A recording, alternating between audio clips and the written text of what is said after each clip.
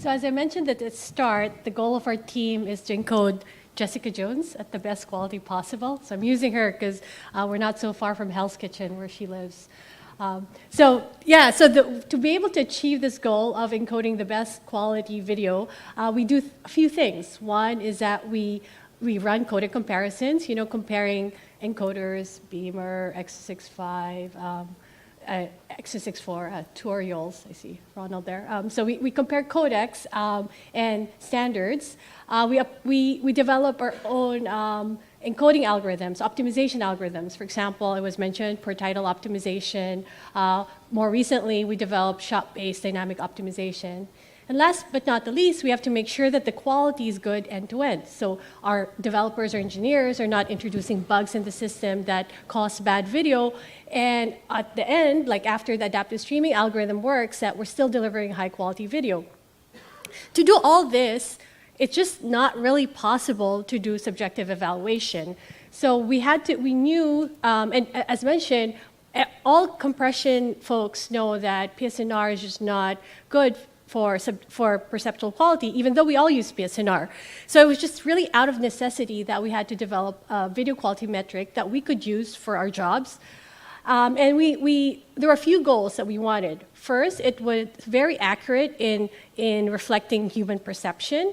And second, we should be able to run it at scale to achieve all these three objectives. And later on, we realized that it was also good to open it up to the industry, to open source it, and primarily because in running these codec evaluations, we would like to improve the standards, and for us to be able to influence and improve the standards, this quality metrics has to be accepted and validated by the entire industry. So that's why we also wanted then to open source it. Next slide. So how did we attack this problem? First, we actually generated ground truth data, and we were very targeted in generating the ground truth data. First, our type of content. So, of course, not just action sequences like that, but diverse content, cartoons, TV shows, movies. And from the distortion point of view, it was also targeted to the distortion that we were interested in. Compression artifacts as well as scaling artifacts, because if you're adaptive streaming a low resolution video, it's going to be upsampled at the receiver. So these were the two primary focus. We didn't really care about Gaussian noise.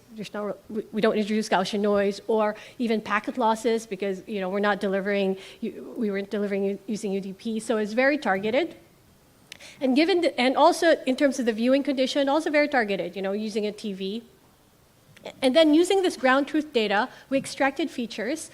From the feature point of view, we didn't want to reinvent the wheel. So we dug through academic research and found the quality metrics that were based on the human visual system too, and to reuse those and then fuse them together.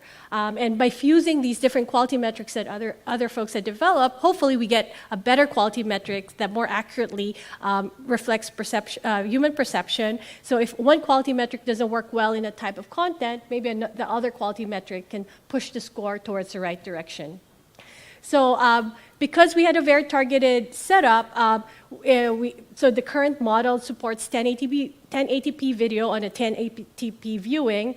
And later on, we realized that part of our job, again, we wanted to optimize the viewing for cell phones and tablets. So we expanded our ground truth data to also capture cell phone viewing. And so now we have both a TV and a mobile viewing model. We also actually ran tests in 4K because we also stream a lot of 4K. And so we also have that 4K model in-house, which we plan to open source soon too. We didn't just develop this ourselves. We also had partners in academia, like University of Southern California, University of Texas at Austin, where Professor Wang is from, where they developed SSIM, and University of Nantes, which has a really good lab for subjective testing.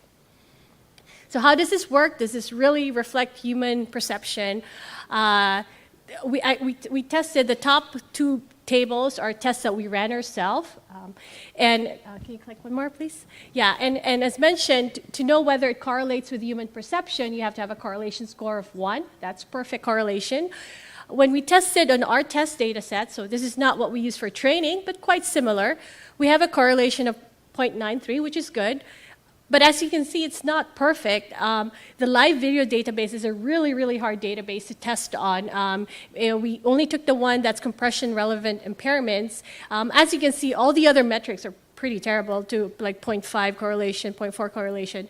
We're at 0.7, not yet perfect, but getting close. We're seeing a lot of other folks also validating VMAF since we've open sourced it. And this is just something that was reported recently at VQuag on the other data sets. And as you can see, it's pretty good correlation, 0.95, which we're happy about. And we're starting to see some adoption. I was recently at NAB and saw a bunch of folks on the floor starting to use VMAF too. Okay, so here, since this is about best practices, and we run a lot of codec comparisons, here are just some of the things that we've learned over the last couple of years. First, use bitrate and QP resolution pairs. It just makes sense. That's one of our pet peeves in a lot of academic fixed QP evaluations.